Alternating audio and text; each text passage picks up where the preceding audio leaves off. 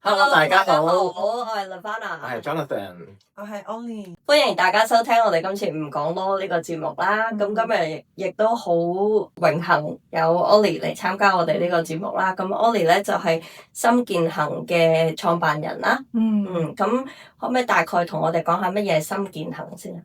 心健行其實喺2021年嗰陣時創辦㗎啦。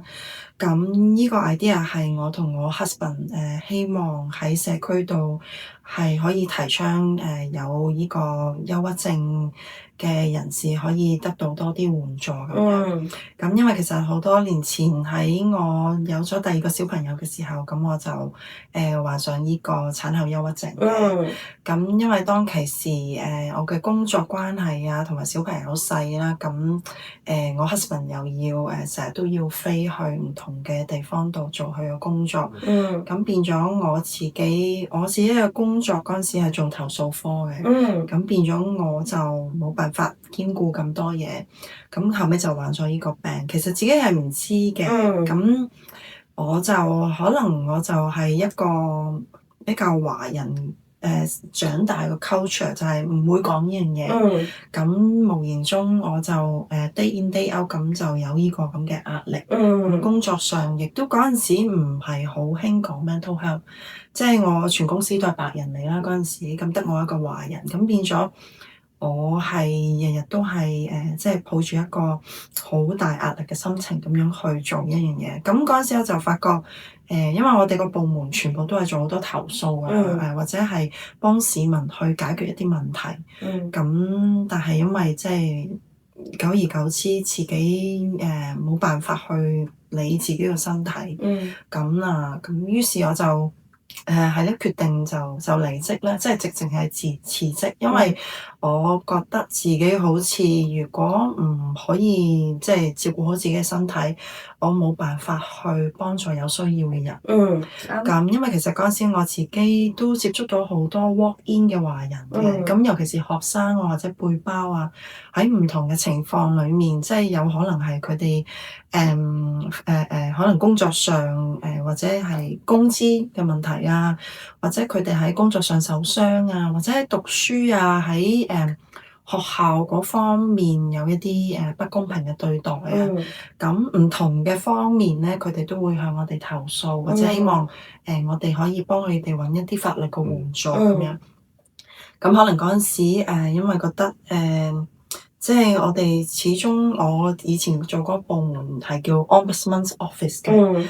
咁我哋即係我哋個崗位嗰個 jurisdiction 係有限啦。jurisdiction 嘅中文係唔緊要，我哋之後擺上有個界限。總之每一個政府部門都有一個界限，有個程序。咁嗰陣時我哋嘅程序，因為我哋嘅 Ombudsman's Office 咧係 Queensland 咁大啦。咁我哋收到投訴之後，我哋過濾過之後係會話你有冇譬如啦，咁fair work 啦，或者工作啦咁樣，或者係工傷嗰方面啦。我哋首先都會問你哋有冇去 fair work 嗰度揾過投訴過申請過，然後佢哋嗰個decision 佢哋個決定個裁判係乜嘢？咁如果你哋有冇經過咁多階層嘅投訴，到最後你先至可以揾我哋。咁係啊，咁變咗好多時我哋所 deal with 嘅都係真係好多唔同嘅層面，有可能係一個工資啦，走工資啊，或者係 superannuation 走咗，或者係有一啲因為外來嘅學生啊，或者背包，佢哋喺呢度，佢哋唔知道自己究竟有啲咩係應得嘅，即係佢哋應得嘅嘢，佢唔知，因為佢新嚟，佢唔知道呢個法律，咁變咗佢哋。可能而家係咪最低工資係幾多？24.5，佢係咪25個幾好似啊？最低工資係咁係啦，咁樣咧，即係最低工資，但係佢哋連最低工資都冇，佢唔知。咁但係因為可能佢哋嘅生活壓力啦，佢哋嘅家庭佢就算啦，我都要揾食嘅，我要交租，咁佢就頂硬上。咁一段時間佢就發覺，咦唔係對路，咁啊佢想即係所以可能想轉工啊，想走嘅時候，佢發覺我應得嘅嘢點解會都冇嗰個權利喺邊度？所以佢哋會 super 冇啦，leave entitlement 冇啦，即係我諗呢啲好多係啱啱過嚟未必會知道自己有嘅權利。咁變咗佢哋有時就因為佢哋會用匿名嘅信件嚟 contact 我哋啦，咁一係佢就會 walk in 啊咁樣啦。咁好多時即係因為我識講唔同嘅語言啦，咁變咗都會因為我哋做投訴嘅時候要一 pair pair 咁樣出去做 walk in 嘅，即係第一課安全嘅問題啦。咁第二就係即係大家會互相知道究竟嗰個證供一唔一樣啊？即係因為我哋收到投訴之後咧，我哋要好公平公正，即係我唔係話你投訴人投訴咗俾我，我就要偏向你嗰方面。我哋嘅責任就係要公平調查究竟究竟對方係咪真係咁樣對待，同埋可能我哋會要求即係因為我哋個 system 啊，同本地嘅警局啊，或者係嗰間公或者稅局啊，都有聯繫嘅。咁變咗我就係希望俾市民一個公平嘅交代。咁所以咁呢個就係你嗰陣時做投訴科嗰陣時啦。咁跟住辭咗職就開咗呢個心健行。咁心健行都係俾普通市民可以有一個位去揾你，點樣去處理？咁好多時即係點解做心健行咧？因為心靈啦、健康好重要，因為好似我咁，因為一開頭即係其實都已經好返啦。咁當然都係有睇醫生，有食一啲藥咁樣，但係因為我自己就希望能夠有其他嘅方法去幫我走返出嚟咁樣。咁因為當其時其實自己都係好冇諗過呢樣嘢會影響到我自己嘅工作日常嘅運作咁樣咯。但唔介意我問下你點樣發現到自己有 depression 或者抑鬱症？其實點樣咧？我開始喺工作上有 panic attack，即係因為做我哋呢一行，其實我喺裡面做過唔同部門嘅投訴科都10幾年，咁但係我哋係受過好專業嘅訓練，咁但係我發覺有一段時間，我就算返工未踏入個 office 個門口開始手震，即係唔知點解會飆冷汗嘅手震啊！咁然後係唞氣唞唔到咯，咁跟住自己都冇乜點懷疑，可能會覺得可能我生完 BB 緊張啊成啊咁樣咯。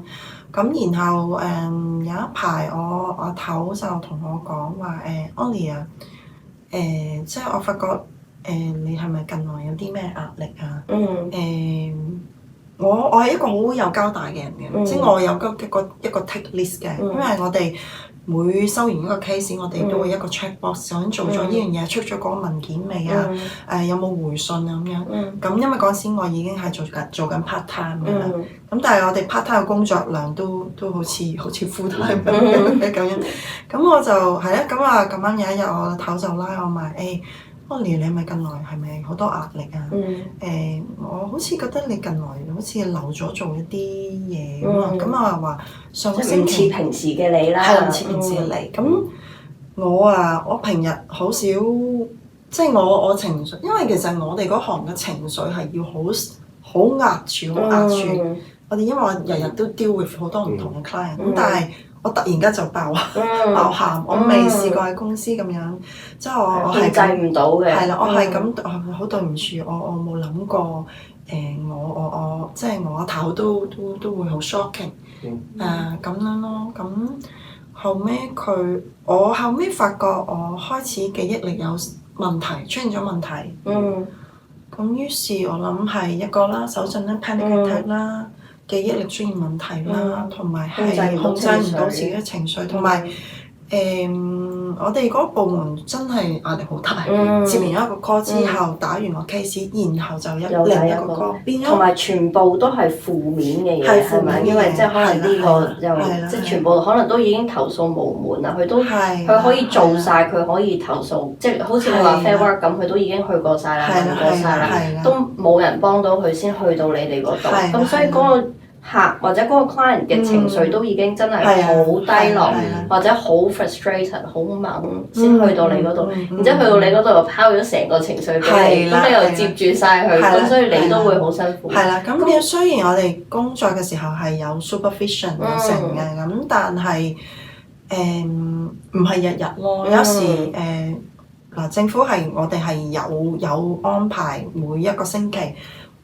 或者係真係好嚴重嘅 case，我哋第一時間就要即刻處理，即刻處理咁樣。咁但係因為有陣時真係 workload 太多啦，同埋我做 part time 咧，變咗我本來 schedule 咗希望今個星期，咁但係因為真係阿頭好忙，變咗我就唔緊要，咁變咗唔緊要之後。發覺其實好多情緒就帶翻屋企咯，咁我都好感恩我 husband 佢好耐性去，好包容，同埋我發覺係真係影響咗所有嘅嘢。咁開始我自己比較好 alert 同埋 aware。咁後尾係啦，阿頭就同我講不如你去睇醫生，因為當其時都已經七年前啦，嗰陣時7-8年前嗰陣時都唔係咁興講，就算係鬼佬嘅地方都唔會話I've got mental health issues，因為真係好擔心俾人炒，同埋我覺得近呢幾年係大家開始正視呢個 mental health 唔係一個簡單嘅你病咗食藥就可以 cure 嘅嘢咯。係啊，咁所以我就發覺即係我就其實都好好彩嘅，咁有呢個 aware，我係直情問你覺得我係咁樣？咁先至發覺突然間成個人醒咗，咁我就同我老公講，我發覺我呢排心口好辛苦，你可唔可以帶我去睇醫生？咁其實呢樣嘢係需要一個人突然間嘅醒覺。先至發覺，我要做啲嘢啦，我要為自己做啲嘢，咁樣咯。因為我喺屋企，我成日匿埋喊，同埋又驚俾好細嘅小朋友睇到，又同埋返學校 drop off 小朋友時候，我係唔想見人。咁我不嬲好中意講嘢，但係會突然間變咗咁樣，係持續3個星期。我發覺唔得啦，我一定要見醫生。咁於是，我 husband 就同我去睇醫生，就發覺係做咗一啲評估啦。咁好幸運，mental health 就開始有呢啲唔同嘅援助出現啦，咁樣。咁跟住你就好返之後，就創立咗呢個心健行。係啦。咁心健行大部分係可能俾啲人一齊去行。係啦，好輕鬆嘅，即係唔好覺得哇！你好似好嚴重咩？都有啲先過嚟咁樣，未必嘅。係啦，因為你冇事都可以 join 嘅，係啦。因為仲有我發覺，即係我做咗4年啦，而家我發覺其實，尤其是即係就算華人唔好講咩人都好，我覺得唔好睇表面咯，好多嘢。因為其實 everyone has something struggling underneath，因為我覺得 mental health 係好睇唔到㗎，好多嘢睇唔到，好多嘢係可以好表面，因為佢哋有陣時出嚟係好想迎合其他人，配合其他人，好逼自己去做一樣嘢。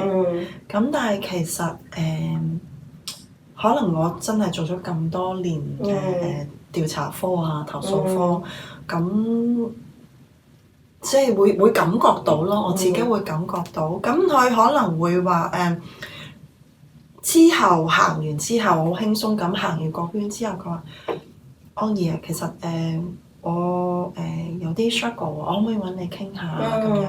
我話好啊咁樣。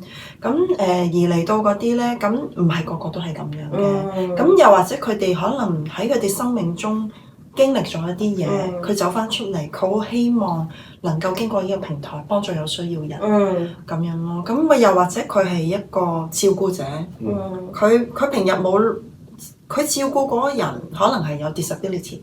其實咧，我哋尤其是喺我哋嘅 group 度有啲媽媽啦，咁佢哋係照顧一啲傷健傷殘或者有 autism 嘅小朋友。其實嗰啲媽媽好犀利，好犀利。咁佢都冇諗過佢有1分鐘要休息。咁所以喺呢幾年係好幸運。咁我哋真係我自己接觸到好多唔同層面嘅人，即係有好普通嘅人，又有 professional 人，可能係佢醫生都好。咁佢冇一個渠道去一個 safe space 俾佢覺得，我講嘅嘢出嚟係可以唔會係家常便飯，人哋會講出去。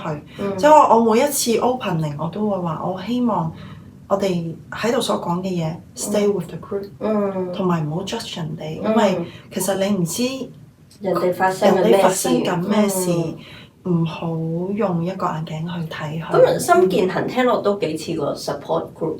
係，其實係即係可能大家唔一定話我要有 depression 我先 join，而係我生活上可能遇到一啲壓力，我冇地方可以去講，冇人可以傾訴嘅，咁我就可以過嚟一齊行個圈，即係純粹講，因為大家都唔識噶嘛。有陣時你同個唔識嘅人去講自己嘢，反而仲舒服過同身邊嗰個人講。咁樣都好多人有呢啲，或者你唔想俾人哋 judge 你，點解你會咁啊？咁樣咁你不如同一個3唔識7嘅，咁我講完之後你都唔會 judge 我㗎啦，你都唔識我。好多人一次過講，譬如佢10幾個人講，有可能都想講㗎喎。因為可能嗱講即係就算做一個 group 咁樣，雖然係細 group 啦，我係算係一個 facilitator 啦。咁其實我嘅責任就係要好 aware 嚟到報名嘅人，佢哋嘅即係佢哋嚟嘅value 係乜嘢，嘅價值觀係乜嘢，好緊要，同埋要大家 respect。所以我 opening 係好緊要，即係要帶住一個 group，其實都要好 aware 每一個人，同埋要好講自己我哋個 group 嗰個界線。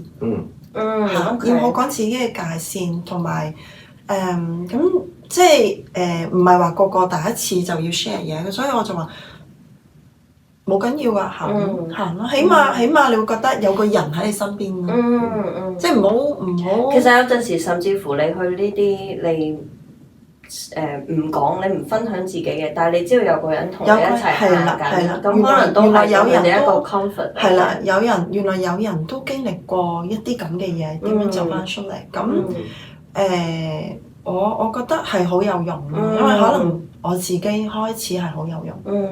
咁而好簡單啦，譬如好簡單，有時會佢哋生活上遇到一啲問題，佢哋需要法律援助，咁我就話我知道邊一個，譬如話我 refer 俾你，然後你哋唔係專係做呢啲嘅，咁可唔可以揾起碼佢會覺得起碼同埋做呢行或者係我心健行裡面遇到咁多嘅人，因為佢哋唔係好熟呢啲嘢，變咗佢哋兜圈兜咗好多，嘥咗好多，行咗好多冤枉路啊！行咗好多冤枉路，變咗that's why 即係我真係識咗好多唔同嘅人，唔同嘅 network。咁可能我真係喺地道30幾年㗎嘛，咩人我都即係知道見過或者知道好清楚你哋嘅 service 咁樣。咁變咗我就覺得係應該有啲咩方法同埋有啲人真係法律援助，佢哋可能俾唔起咁多嘅錢，即係一個費用擔即係 financial 有問題咁我覺得係。我諗主要咧因為我知道呢個心健行或者 mental 呢啲，我哋可以講一個新嘅 topic。咁所以但係今次主要請 Ollie 上嚟咧，就想分享下，因為我哋之前有一集就係講關於網上俾人錢啦，即係我有經歷過，你都有經歷過，係啦。咁Ollie 又咁好同我哋分享話，佢最近都有收到一啲係網上詐騙嘅嘢，咁我哋都覺得好想 share 翻呢個 message，等尤其是係準備去揾樓租嘅 overseas student 啦，可以知道原來都仲有呢個咁樣嘅騙局，咁呢個都幾新穎嘅，我覺得。咁啊，又請阿 Ollie 同我哋分享下。因為之前啦，有人向我哋即係唔係投訴啦，即係 concern 咁樣。因為有學生啦，啱啱嚟到啦，咁佢哋人生路不熟，咁啊好急住租屋，因為呢段時間就嚟開學啦，大學生啊或者係背包咧，佢哋係好急住想快啲即係 settle down 啦咁樣。咁啊就有一啲唔係 go through嗰啲 LJ Hooker 嗰啲 agent 去租屋嘅，咁佢哋就喺 Facebook 度揾到一啲 share accommodation 嘅 post 咁樣，咁就咁佢哋好急啦，咁就諗住佢聯絡大家咁樣，咁就通常咧，咁嗰個騙徒通常咧就send 一個 email， 即係 send 一個短信俾佢，然後我 send email 俾你啦咁樣，咁佢就有晒呢個公司嘅 logo， 有晒成嘅，有晒 website， 有晒成，然後仲話通常出邊嘅 agent 咧都係6個星期幫嘅，咁我就即係我收你平啲啦，收你平啲啦。咁咧但係我哋咧個 list 咧有40幾50人等住嘅，咁就我哋就嗰個租約咧就比較 flexible 啲嘅，即係佢用好多 sales 嗰個技巧，同埋佢好知道你中意，你需要啲乜嘢，因為佢知道你好急好緊張，需要嗰樣嘢，同埋你係即係唔係好熟呢度嘅法律啊，咁同埋你又想快啲咁樣要走捷徑啊咁樣，咁於是就好啦，佢話嗱你可以俾一個 deposit 我先，跟住然後個 email 全部都好似好真嘅，咁然後就嗰個佢話嗱我為咗希望你知道我唔係騙徒咧，我俾埋個 passport 嗰個 ID 嗰幅相你，然後仲有個 driver license，但係呢啲全部都係好真啊，其實真係到呢一刻聽落去都好真。當時嗰個學生係喺國外定係喺依度嘅，已經喺依度，即係飛咗過嚟，可能住緊酒店，想嗱租屋，係啦咁樣啦。咁因為好多時學生都會喺唔同嘅 page 嗰度去話我想揾呢樣嘢，或者佢哋去 share accommodation 呢啲咁嘅 website 嗰度啦，咁樣咯。咁所以就係因為樣嘢都太真，因為呢啲嘢我都睇到，哇！如果我唔係好真每一隻字，或者有時啲 website 係本地嘅，但係佢改咗啲咁多嘢，你可能一個 slash 或者 just like a letter，即係可能LJ Hooker，but LJ Hooker X something， 即係你唔會留意到啲細節。LJ Hookers 係啦，即係好細微、好細節嘅嘢，咁變咗就係咁樣。咁即係有人唔好彩中咗招啦，但係有人又好彩佢 send 咗俾我望一望，喂，我覺得呢個太過太好啊，係咪？太過好啦，太哇！真係好似好抵喎，好似執到寶，好抵喎。跟住但係呢個係騙徒成日 target 嘅心理，即係我有 discount 又啱你。咁但係另一半想睇下你，咁你點會知道呢個其實真係騙徒？係咯，嗱，其實好難嘅，我自己都好難。但係我可能就話不如咁啦，如果你有懷疑，因為其實對我嚟講咧，做開調查，有懷疑就問啦，就揾出嚟。但係嗱，你呢啲咁嘢，你 fact check 啊成啊，咁其實你 OK，你 click 咗落個 link 度啊，即係有時啲名咁鬼死長，不如 click 落去算啦。佢都好 look legit 咁樣，即係都幾真啊。同埋嗰啲 password，嗱，即係你可以即係 send 成份嘢俾佢差人嗰度，但係問題係嗰個人咧就係好 sales 咁樣同佢講。你可唔可以盡快覆我？因為真係有好多人啊，因為係咁 push 你唔過就俾第二個㗎，驚蝕底喎，係驚蝕底。呢一點其實先會係令到我覺得呢個有少少係騙徒。但係呢個係真嘅喎，因為而家每次去睇啲 rental，咁點解你要咁扯住要揾我咧？點解你唔揾另一個咧？有50個人想爭住呢個，你做咩要揾我？啱嘅，呢個 concept 都好啱。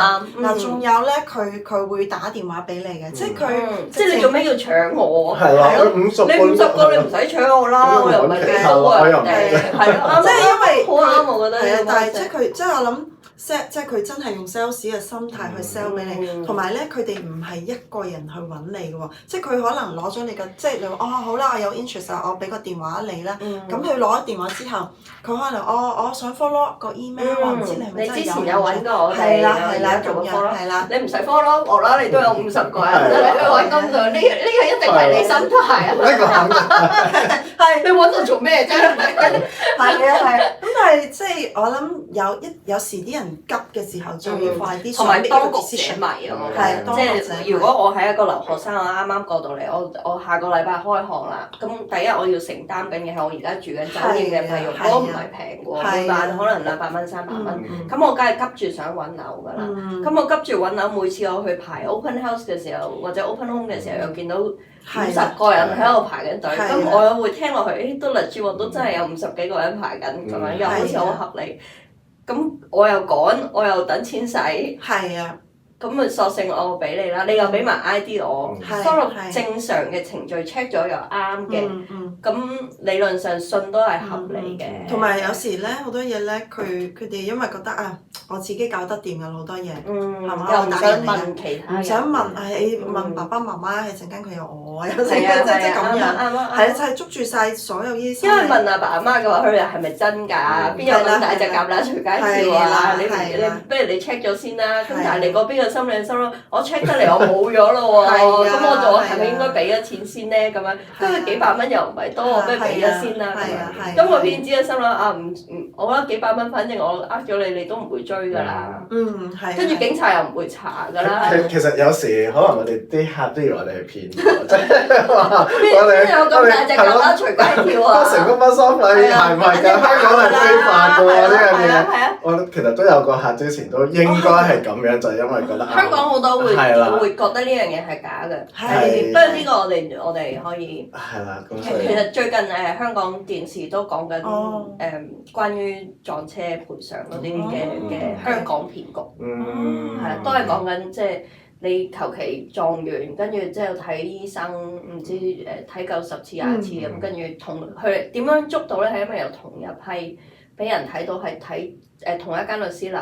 同一間醫生，跟住之後去 claim 個保險公司嘅賠償，所以同我哋做嘅係，即係我睇完香港嗰個，我心諗哇，你唔好搞到我哋澳洲啲律師聲明都臭埋，係咪先？即係大家係做同一樣嘢，但係你嗰邊好明顯係假嘅，但係聽落去就同澳洲嘅一模一樣。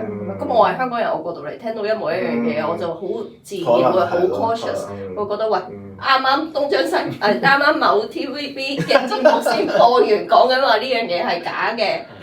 咁係即係但係我覺得好事嚟嘅，即係當越嚟越多人去揾到呢啲問題出嚟，然之後去講出嚟，等其他都有翻個 aware，原來咁樣會俾人呃嘅喎。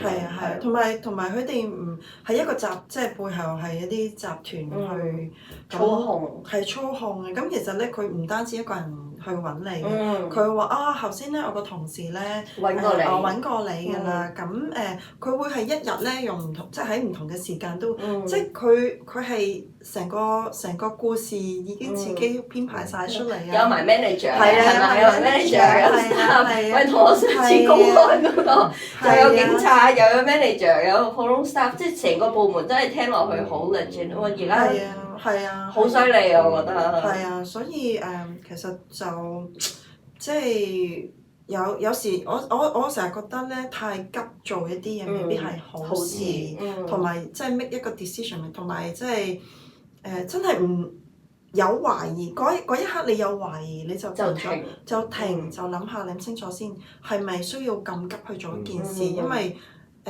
有時就係佢咁樣揸住你呢個心理壓力，佢不停去揾你咯。或者我諗可以，即係除咗嗰一刻你停一停諗一諗，另外就可以諗下個 consequences 咯。即係冇咗呢層樓，你會唔會你一定有其他㗎嘛？即係你點樣都唔會瞓街嘅，係咪？咁所以唔需要咁急去決定。好啦，我而家就要俾個 deposit， 唔使咁急去 secure 啊。係，因為其實你咁睇啊，如果佢一個 case 佢可以呃你1000蚊到，咁其實因為另外我都想問咧，其實喺你哋法律上，你覺得人嗰個數量要幾多先至可以投訴起訴佢嘅？咁你唔係你1蚊又好，你1萬又好，你10萬都好，都係錯噶嘛，都係犯罪噶嘛。咁但係只不過警察我咗你1蚊，我去告你呢個程序浪費嘅公帑，仲多過問你攞翻個1蚊，係咪？咁所以我諗呢個係個衡量咯。咁嗱，因為咧佢哋即係通常佢哋都知道要去警局嗰度投，即係警局度落案啦。但係之後都通常都係等14冇下文，或者我等14日就我哋收到你通知啦咁樣。但係我哋做緊嘢，記錄咗啦咁。咁但係喺法律上面，你覺得佢哋仲有啲咩可以做啊？冇啊，真係冇，其實即係好抱歉咁講一句，喺法律上係保護唔到你，因為呢個係警察嘅。即係如果佢哋話有晒 record 係過咗數俾佢呢個銀行戶口，但係當然咧銀行都話我哋唔可以幫你追討㗎啦。咁如果你知道你過咗去邊間公司或者邊個人個名，即係你有嗰啲資料，起碼你自己都可以日子去申請話叫你俾翻我。但係個問題，如果你係俾人嘅話，你根本都攞唔到佢個人資料。即係假設 Jonathan 用另外一個名，佢叫做Susan 咁樣啦，跟住佢俾咗 Susan 嘅 passport 我，俾埋 Susan 嘅 ID 我。好啦，咁佢咗我500蚊，我係真係想攞翻呢500蚊都冇辦法，因為我揾阿 Susan 出嚟嘅話，根本就唔係佢本人。咁所以呢個只可以警察介入去揾到呢個人。警察有個權利去起訴佢，你我500蚊。咁 at the same time， 警察呢個就唔係律師可以做嘅嘢啦。咁警察告完你啦，咁我知道咗你資料，我咪自己再問翻你攞個500蚊。或者我喺度都即係希望即係呼籲大家啦，如果你投訴或者報案嘅時候係需要做呢一步嘅，我知道係好麻煩，可能會覺得好。我覺得積少成多嘅。唔好覺得係積少成多啦，因為我覺得始終應該要為自己之餘，雖然就可能好唔好彩，你真係嗰個受害者，咁但係因為1個、2個、3個，可能因為你行出嚟，就其他人都開始肯行出嚟，同埋你知道，當你去到有咁多嘅時候，係啦，一個堆積如即係其實可能我自己嘅心態都係啦，一個人都係一個人嘅受害者，但係其實有時唔係一個人嘅受害，可能佢嘅屋企人、佢嘅家人，或者令到即係其他人擔心佢呢個受害者，咁變咗覺得係應該做啲嘢咯，咁所以都係啦，多謝你哋能夠希望可以大家同社區一齊去有呢個 raise awareness，同埋我好肯定話俾你聽就係差人係做緊嘢，不過佢哋需要更多嘅資料，更多嘅 support。所以如果你有俾人過嘅話咧，就建議盡快去警局度報案，即係可能攞低你啲資料，你點樣俾人嗰個人用啲咩方法去你。你揾到有任何嘅證據，可能 email、message 呢啲都可以 screenshot 埋去俾埋個警察，咁都可以幫助。即係學你話齋，一個人嘅報案可能起唔到太多嘅作用，但係你 combine 100個都係經歷差唔多嘅話，咁警察都多咗好多資料去做。咁警察都會告啦，話每個人你100蚊嘅話 ，total 你500。係啊，其實本地嘅差人已經跟咗呢啲嘢，都一排㗎啦。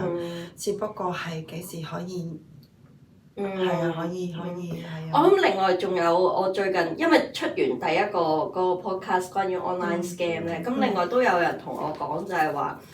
嗰個騙徒係錄咗你把聲，跟住佢打電話俾你嘅親人去求救，係啦，咁即係話有一日如果你收到個電話係我把聲啊，跟住話喂過住100蚊俾我先啦，嗰個可能唔係我，即係你最好打翻電話俾我 fact check 下先，因為而家連 voice 即係你 AI 嗰啲都可以用埋你把 voice 連個樣啊，連 voice 啊，係啦，咁咪我記得之前睇電視都有教警訊就用埋你個樣，即係我可能上網 download 咗你幅相，咁跟住我就用你幅相嚟 create 一啲 video 啊或者咩去呃翻你屋企人去過錢俾你，呢啲都好經常睇到。我有一個提議就係我屋企有小朋友啦，咁大嗰個已經讀中學啦，咁其實我真係好擔心，即係佢有手提電話咧，即係會唔會有啲唔知嘅人嘅 send message 咧？咁咧即係第一啦，當然就話你唔係爸爸媽媽或者你記得阿爺阿嫲或者阿叔嘅電話，其餘你都唔好接唔好理仲有，我覺得我覺得詐騙個問題咧係因為佢哋係咁打電話嚟咧，跟住你去到全部陌生電話你都唔接，咁但係就好影響到我哋服務行業，因為我可能真係一個有需要嘅客打電話嚟，但係聽咗又係即係好搞到我哋做服務都好煩。另外咧，仲有咧，即係頭先你講開咧，就話連即係而家 AI 咁先進啦，你個聲啊，你個樣都錄埋啊，咁樣咧，我有同我小朋友講嘅，我哋屋企人有我哋嘅 family 嗰個密碼，屋企人密碼，即係你同你個伴侶都有你哋嘅密碼，咁我哋就會話如果你真係有懷疑即係你就用嗰個可能你今晚食咩餸啊？咁跟住你話就係炸雞翼咁樣，咁我就知道OK 係真嘅。但係如果你答咩啊？你講咩？咁我就知道我最中意我最中意即係總之係你自己 family 先有嘅信號咁樣咯。唯有係啊，因為而家我自己其實做家長真係好擔心啲仔會唔會俾人或者 click 咗落去。係啊，琴日我先話，得㗎啦，媽媽而家變咗上外一樣，得㗎啦，知㗎啦，媽媽。都幾幽默喎，變咗上外一樣。冇辦法做家長，只可以咁樣。如果唔係，只可以咁樣先至真係唔知呢個。但係我覺得呢個點樣可以保護大家？係啊，我哋屋企都有自己嘅。即係因為你會知道對方唔中意食啲乜嘢，係啊，即係你中意食啲咩可以估啦。可能你特別唔中意食芫茜嘅，咁樣無啦你同我講啦，我今晚想食芫茜，咁都知道唔對路喎，聽落去都有問題啦，係咪？即係我哋屋企都有呢啲，係啊，大家都可以向呢個。其實同你 send 文碼個 security question 差唔多，諗下係嘛？我第一隻狗叫咩名？係啊，好好啊！我覺得呢個 sharing 係啊，因為真係scammers 無處不在，可以因為同埋即係小朋友佢哋尤其是去到一個年紀咧，佢哋有好多唔同嘅同學仔，佢又覺得人哋咁樣，我又想咁樣，咁其實有冇停一停即係我成日都講停一停，諗一諗，呢樣嘢合唔合理咧？究竟你有呢個腦有冇疑問咧？有疑問唔好做，問下人先。即係相信你嘅直覺。係啊，咁樣。好好啊。另外我諗。有一個小 tips 嘅就係咧，以防止人哋用你把聲嘅話咧，你都可以選擇聽電話嗰陣時候咧，呢個係 Jonathan 教我嘅，就係你聽電話嘅時候，你唔好講，即係通常我哋一聽就會直對話，hello 你好，我係嘟咁樣。咁我哋而家咧就聽咗個電話先，睇下邊個講嘢先。係啊。咁如果對面嗰個係private health 嗰啲，我就係，或者聽新聞又唔係咁。係咯，就直頭唔出自己把聲。有啊，我啲仔都有咁樣提問啊，琴日咁佢話咁我話唔好啊，連呢樣都唔好，連呢樣連講一粒聲都唔好啦。咁你睇下講，係咯，即係。我都有少少好似同佢哋鬥智鬥力。有時好難嘅，真係如果真係一個客打嚟咁，你唔知咁咁 unprofessional 嘅呢個。你做咩唔講嘅？係嘅，冇計常可以解釋。因為我之前我自己電話號碼都有俾人用過，即係用我電話嚟無啦啦有一兩個禮拜好多好多人打電話話，係啦，佢話喂你打個俾我發生咩即係做咩事咁。跟住我冇打過俾你喎，我都試過。跟住我就報咗警啦。同埋報咗警，跟住去埋唔知咩咩 online 唔知乜嘢 report，即係專門 for 呢啲 scam，係啦 scam watch， 跟住我又 report 埋嗰邊。咁會唔會變咗你個電話而家係？係變咗 scam，就係人哋用完我電話之後，我自己 search 我自己電話號碼去咗 scam 嗰邊。咁但係你自己報咗上去。係跟住我唔係，係係未報之前，即係有人用完我電話號碼啦，咁我自己就上網 check 翻我自己電話號碼，就去咗 scam call。你知你打自己號碼咪有個你可以 check 係咪 scam 嘅，咁啲人就話 report scam，不過我心諗唔係咯，我呢個電話號碼係 legit 㗎咯，係咪？咁所以我就即刻報警，跟住再 online report 埋，跟住之後再澄清翻，跟住就 remove 咗個 scam 呢個。咁所以而家個電話號碼就冇問題。你點樣即係喺呢個時間你？其實需唔需要轉一個新電話？因為有時我都有諗過嘅，個問題就係我太多客係用緊呢個，好難轉。即係同我之前 WeChat 一樣，你就係捉住我呢個 point，我根本都冇辦法轉。即係咁即係你個程序就係報完案，跟住喺 Scam Watch 嗰度再報。咁跟住你就我再去上網，即係網上面嗰啲話你個電話係假嗰啲，再喺嗰度澄清翻話有人用咗。係 Scam Watch 嗰個 website 定？應該係 Scam Watch 或者有幾個，我 exactly 係。跟住然後就當所有嘅客同佢講唔好意思咁樣，定唔定？冇喎。同埋之後嗰1-2個禮拜，每一個打嚟嘅我都唔會聽嘅，基本上。跟住如果真係因為我發現，如果係客或者係 urgent 嘅話咧，大部分都會跟住 follow up send 個 message 俾我嘅，咁我就知道啊呢個一定係 legit 嘅咁樣。咁如果真係有啲漏咗嘅，咁就冇緣分，除非你打我哋公司電話咯，咁樣聽到。係啊，我哋即係我哋新建行都有電話，其實好多時都冇辦法要做宣傳嘅時候，我哋嗰個電話都會出咗去。係啊，咁。冇辦法，冇辦法。而家 AI 係呢個時代，係只可以諗辦法，大家社區嘅人，大家好好咁保護大家，比較 alert 啲 raise awareness 咁樣。好啦，咁就今集就多謝 Ollie 同我哋嘅分享啦。咁之後睇下有冇機會都聽埋其他，或者有啲咩procedure，或者有啲咩可以幫翻我哋嘅觀眾啊？可能喺啱啱過嚟澳洲，或者喺澳洲都做咗一大段時間，或者住咗一大段時間，佢哋有陣時會遇到啲咩問題啊？佢哋投訴啲乜嘢啊？或者你通常會點樣去 assist 佢哋？咁都可以一齊嚟 share 下。另外我想講咧 ，Jonathan， 我係你哋嘅忠實 fans，多謝。係啊，即係你哋之前都錄咗幾個 video 啦，喺 Instagram、Facebook 嗰度，咁希望其他觀眾都可以得閒留意下你哋之前所分享嘅資料啊咁樣咯。多謝我哋幫我哋宣傳下。好啊，因為我覺得你哋真係好有心，即係你哋咁忙碌嘅時間都為社區有需要嘅人做少少。我覺得緊要嘅，因為我覺得真係好多人唔知自己嘅基本嘅權利。係啊，基本嘅權利係唔知，同埋即係有時佢哋都會擔心係自己英文唔好，又要靠人，即係靠人哋咧，佢哋覺得係自己好冇面要靠人咁樣。但係其實唔需要擔心，因為只要你肯求救嘅話，就一定會有人幫你。尤其是華人可能會驚打去律師樓，好似分分鐘都幾錢咁樣，或者要俾錢咁樣，就唔使。